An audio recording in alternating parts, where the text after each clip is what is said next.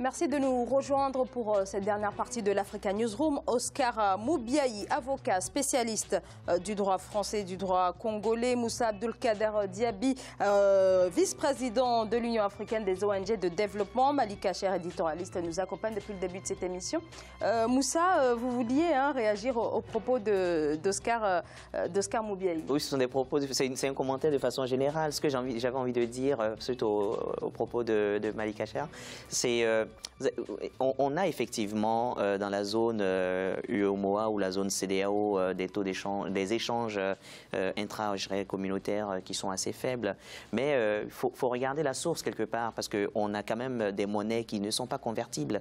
Donc déjà, ne serait-ce que le défaut de convertibilité des monnaies dont on dispose dans la zone CEDEAO pose déjà problème. Vous voulez faire des achats de produits venant du Burkina, le Nigeria veut acheter au Burkina, il faut qu'il achète des euros et achète des produits au Burkina, etc. Donc ça ne facilite raisonnablement pas les échanges entre pays de l'espace CEDEAO. Donc je pense que le passage à la monnaie unique dans la zone CEDEAO, il est important à mon sens.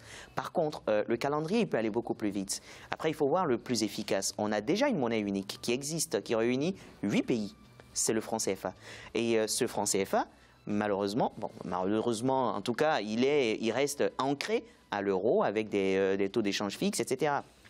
Je pense qu'il y a quand même une première étape à faire de réforme, de rediscussion de ces accords qui existent déjà avec la France, avec l'Europe, sur le franc CFA, de façon à pouvoir s'aligner sur les exigences qu'il faudrait au niveau de la CEDEAO pour que cette nouvelle monnaie déjà dans la zone franc CFA corresponde aux intérêts du Nigeria, de la Guinée, etc., de façon à faciliter leurs entrées progressives dans la nouvelle zone qui va être créée. Donc on a des outils qui permettraient d'accélérer ce calendrier-là. Mais je pense qu'on ne fait plus de politique économique, on est en train de faire de l'économie politique en réalité. Alors, si vous le voulez bien, on va passer à notre Zoom Culture et Société consacré aujourd'hui à la mise en place au Burkina Faso d'un programme spécial d'électrification rurale.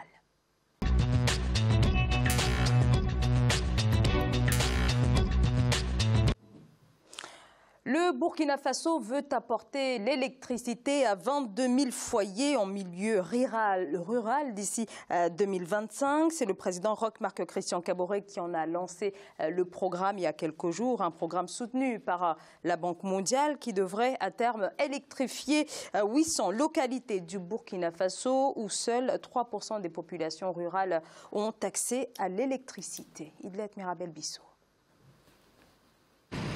Le Burkina Faso a mobilisé 25 milliards de francs CFA pour l'électrification rurale. Dans ce pays d'Afrique de l'Ouest, où le taux d'électrification en zone rurale est de 3% contre 60% en milieu urbain, le coût de l'électrification constitue un frein au développement du premier producteur de coton bio en Afrique de l'Ouest. Pourtant, c'est un secteur organisé et géré par les institutions étatiques dans sa majorité. C'est vrai qu'il y a beaucoup d'initiatives, mais qui tardent à se concrétiser sur le terrain.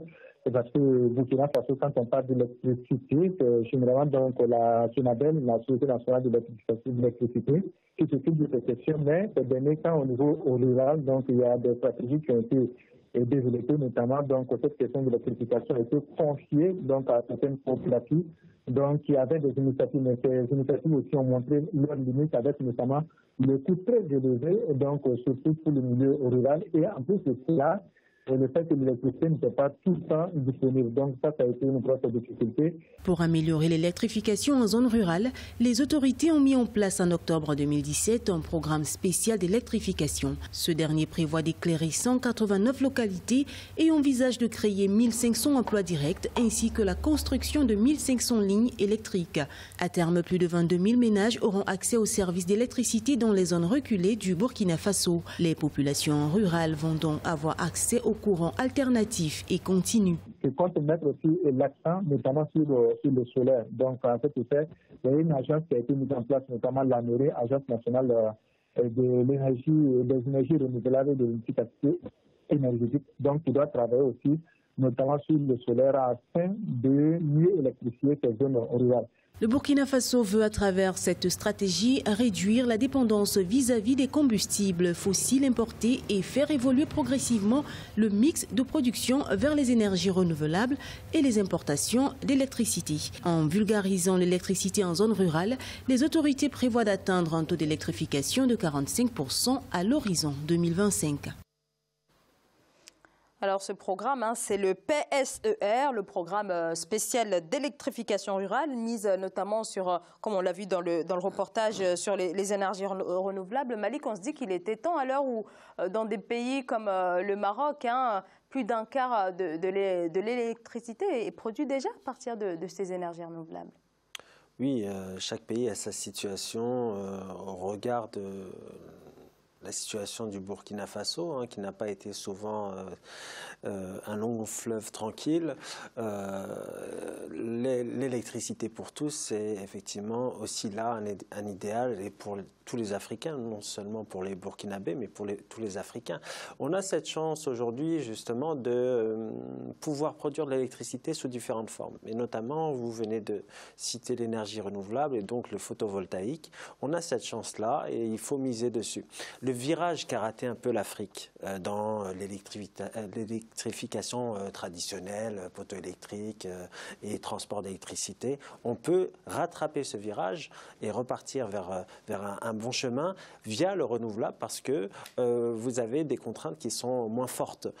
Notamment, vous savez que nous sommes dans la bande sahélienne et au sud de la bande sahélienne, sur des taux d'ensoleillement incroyables et qui pourraient justement permettre à ces pays-là de produire davantage de l'électricité. Sans électricité, il n'y a pas de développement. Sans électricité, il n'y a pas de, je dirais, de concentration de population en campagne, parce que l'exode rural, justement, pourquoi les populations vont vers les villes et pourquoi il y a un tel exode rural, c'est parce que la ville concentre toutes les infrastructures, concentre toutes les énergies, justement, et l'électricité, je dirais que la dépense, elle n'est pas superflue. Tant que vous investissez beaucoup dans ce secteur-là, vous permettez au développement économique de ce pays de se réaliser rapidement. C'est comme l'éducation. On peut mettre tous les moyens du monde dans l'éducation. Ça ne devrait pas faire peur à personne. Certains disent « Ah, l'éducation est un budget qui prend trop de place, c'est trop d'argent, on investit trop ». L'électricité, c'est la même chose. L'électricité, c'est la pierre angulaire du développement. Si vous n'avez pas une sécurité sur le plan énergétique, qui va venir investir chez vous? Même les entreprises nationales ne viendront pas investir dans les localités où il n'y a pas d'électricité. Donc, c'est à l'État, c'est une responsabilité régalienne de permettre justement à tout un pays d'être électrifié. Le Burkina Faso ne fait pas 1 million de kilomètres carrés. L'État a les moyens et les possibilités de le faire.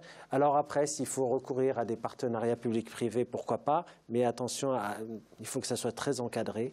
Le Burkina Faso a tout pour se développer durablement via l'énergie solaire et via justement le photovoltaïque. Alors un mot quand même sur la situation actuelle. Je le disais tout à l'heure, 3% c'est le taux de couverture électrique en zone rurale au Burkina Faso contre 60% en milieu urbain. Comment expliquer cette disparité alors que plus d'un Burkinabé sur deux vit en zone rurale? Oscar Moubiaï. Je crois que c'est l'absence de politique de développement qui fait que on n'est pas en décentralisation pour commencer vers les locales pour arriver au sommet, donc vers les centres.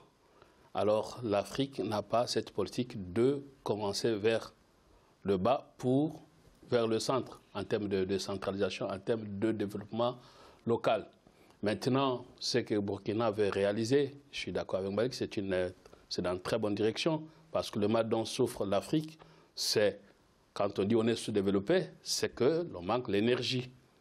Et là, c'est un levier important. Mais la vraie question, l'énergie est pensée comment en Afrique? Est-ce l'énergie, c'est un problème de la lumière, ou l'énergie est pensée comme étant un support nécessaire pour le développement? Si c'est pensé parce qu'on va avoir la lumière, l'ampoule qui s'allume, là, il y a un problème. Mais si l'énergie qui va permettre évidemment ces développements et que l'on, comme étant un outil, et que au plan économique, il y a l'industrie qui va avec. C'est une très bonne chose et ça va dans la bonne direction. Le tout, c'est que nous risquons d'avoir l'énergie et en même temps, sans savoir quoi en faire. Le vrai problème, c'est qu'avec notre énergie, qu'est-ce qu'on va développer, qu'est-ce qu'on va créer et comment on va le faire. Est-ce que les produits agricoles maintenant, avec l'énergie, on va passer de la houe au tracteur et comment tout ça, c'est des vraies questions de l'Afrique. Mais toujours est-il que l'énergie, c'est ce qui manque à l'Afrique. Et là, c'est une très bonne politique et c'est un levier indispensable. On ne peut rien faire sans énergie et surtout, comme Malik l'a dit, l'Afrique a une chance de ne pas passer par toutes ces transitions pour directement entrer en énergie renouvelable parce que c'est une forêt purement vierge, comme on peut le dire. Avant de vous céder la parole, Moussa Abdelkader Diaby, je vous ai vu réagir, Malik. Oui, merci Zahra de me donner cette occasion. Je voulais juste ajouter une chose. On a remarqué qu'au fil de ces dernières années, il y avait des grands projets dans le photovoltaïque et que ça permettait justement de développer les énergies renouvelables. Mais derrière, il faut créer tout un écosystème, une industrie, donc ça demande aussi du travail. C'est pas parce que le Burkina Faso va miser sur le voltaïque que demain la solution est trouvée et que le mal est parti.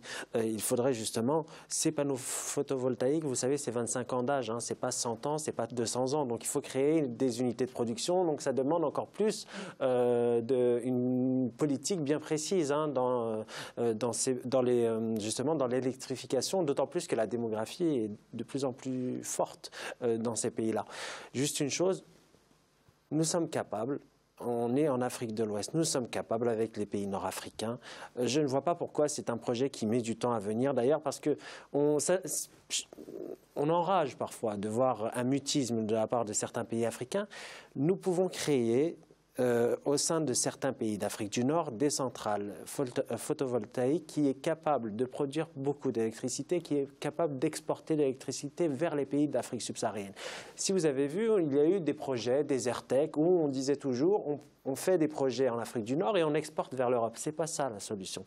La solution, c'est de créer justement des centrales avec les pays nord-africains qui ont un potentiel d'ensoleillement extraordinaire et ensuite cette électricité sera redistribuée vers les pays de l'Afrique de l'Ouest. Je pense au Congo puisque notre ami est juste là. Le Congo a un potentiel incroyable sur le plan de l'hydroélectrique. Malheureusement, ce n'est pas concrétisé.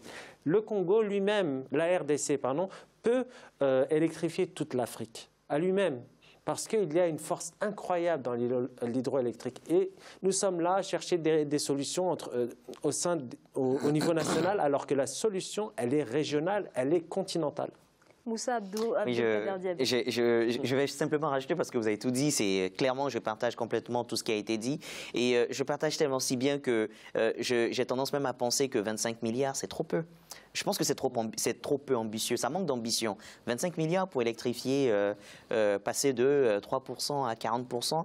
Non seulement je le trouve trop peu, et je trouve qu'il est peut-être sous-évalué quand même. C'est-à-dire que, est-ce que ça rejoint l'interrogation que vous aviez, est-ce que c'est pour mettre des ampoules et des lumières pour que les personnes puissent circuler librement, travailler le soir, ce qui est tout aussi important, ou bien c'est parce qu'on voudrait créer une économie derrière, en fait. Voilà, faire de la transformation, passer de quelque chose de manuel à quelque chose d'industriel, etc. Et voilà, quelle est l'ambition qui est derrière, en fait, ce qu'affiche aujourd'hui le Burkina? Oui, c'est un bon début, c'est bien. Le choix de l'énergie photovoltaïque, pourquoi ce choix? Est-ce qu'il n'y a pas d'autres alternatives? Est-ce qu'il n'y a pas d'autres formes d'énergie qui seraient encore plus productives? Peut-être jouer sur la diversification. Voilà, jouer sur la diversification. Donc voilà, il faut se poser quand même certaines questions. Les chiffres annoncés sont bien beaux. Moi, j'aimerais quand même qu'on essaie de creuser pour savoir un peu ce qui est caché derrière. Merci beaucoup, messieurs. Oscar Moubiaï, avocat spécialiste du droit français et du droit congolais. Merci beaucoup de nous avoir rejoints sur ce plateau. Merci beaucoup, madame. Merci à vous également, Moussa Abdelkader Diaby, représentant en Europe de la Convention nationale des organisations de la société civile et également vice-président de l'Union africaine des ONG de développement. Merci pour vos précisions tout au long de cette émission et un grand merci à vous aussi, Malika Cher. Merci, Zahra, ce fut un plaisir. C'est donc la fin de cette émission. Merci de nous avoir suivis. À demain.